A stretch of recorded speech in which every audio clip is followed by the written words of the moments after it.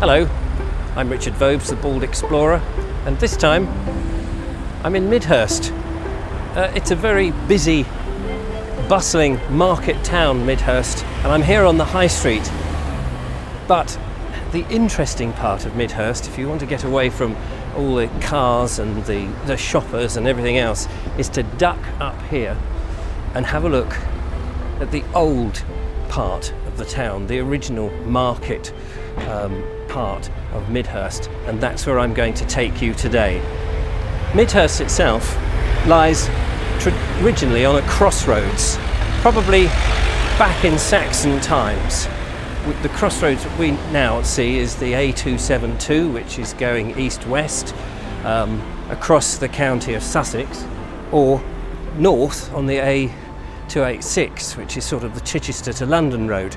Well, busy, bustling, full of vans, full of cars, but the old part of the city, the old part of the town is here, away from the high street, where you start to see the absolutely fantastic architecture.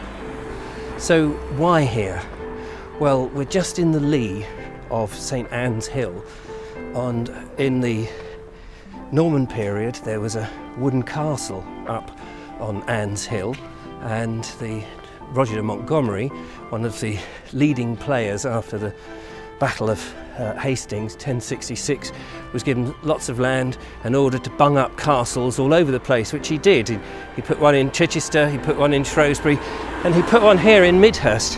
And I've made another video about that, which you can watch, and then how it changed into a fortified manor house under the de Bohun family. Well, that made a huge influence on Midhurst, as you can imagine. Midhurst itself means, Hurst is hill, mid, it was in the mid of a wooded area in Sussex. So we're about, I don't know, 20 miles, no, 12 miles from Chichester, something like that. We're about 10 miles to Petworth, about 50 miles to London. And I'm in the old market hall. Now the market, a license to have a market, very important thing given to very few places, 1223 I think it was. And here, that's not the market cross, that's a war memorial. But the church behind me, originally it was a chapel, a small chapel made dedicated to Mary Magdalene. Well, it was later developed and now is Mary Magdalene and St Denis. And St Denis had a chapel on the original fortified manor house at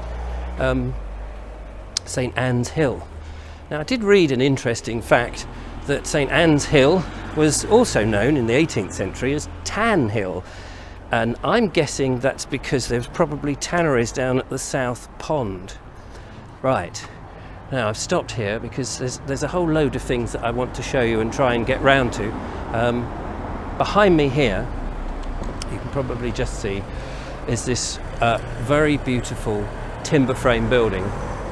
And that, after a request was given to, I think, I forget which family now, probably the David Owen at the Cowdray House.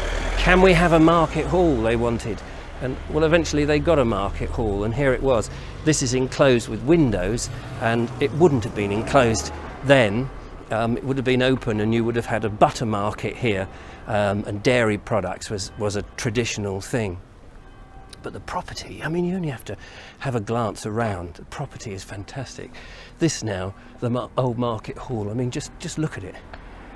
It's amazing. It's part of the Spread Eagle Hotel, which parts of that, I think, go back to the 15th century. And also, the Spread Eagle Hotel is also spreading behind me, just here. And look at that, and all this beautiful timber framing. So this part of Midhurst is made up of, well, Tudor, Georgian and Victorian, all different parts, because, you know, as through time things change, things get adapted. I also wanted to show you, if I can make myself get up there pretty prompto as we head up this way, to the old town hall. Again, a very small building. We'll just move ourselves this way and nip up. It's not this one, it's over here. The old town hall is now a Garton's coffee house. We just come round in front of St Mary Magdalene's and Dennis's church. And the bit that I wanted to show you, I'm just going to bring the camera around here like this, is the stocks.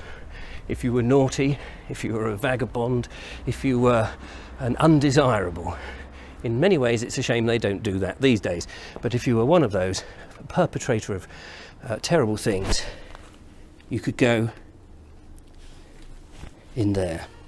And it says here, the stocks and pillory were an early form of punishment which offenders were held by the legs or the wrists for public ridicule. And they're in the little alcove here, and I dare say people would have come along and thrown their rotten tomatoes at them, and quite rightly so.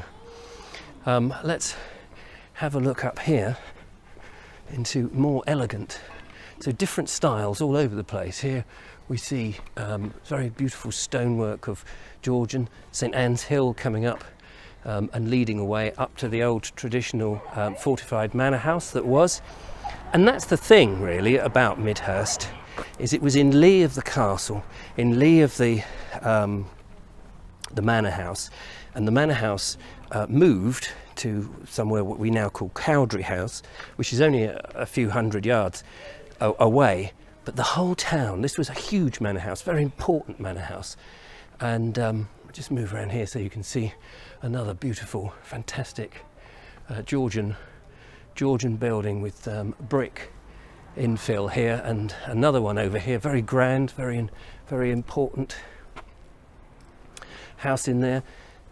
I believe that there was something like 200 servants at the house alone, and then there were all the dignitaries. Henry VIII visited several times. People came, and so with that, with the parties that were being held, with the social events, with the important state visits and all that kind of stuff, in Midhurst, the whole place was literally dedicated to serving them. Of course, there were the people who lived here, who came to the market, to the local farmers and producers, particularly out here in Sussex, very agricultural, so they needed a marketplace to bring their dairy products from the old town hall and all the other produce that would have come. So there we are, a quick jaunt round the old medieval part really of Midhurst. And do check out my other video where I look at the remains of the manor house that you can go and have a look at now.